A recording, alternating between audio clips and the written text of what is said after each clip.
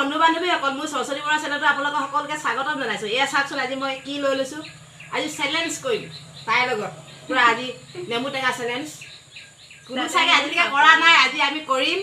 যোনে হাৰে জলকীয়া খাব লাগিব 2টা আৰু নেমু এটা খাব লাগিব মইতো জিকিমেই এতিয়া আৰম্ভ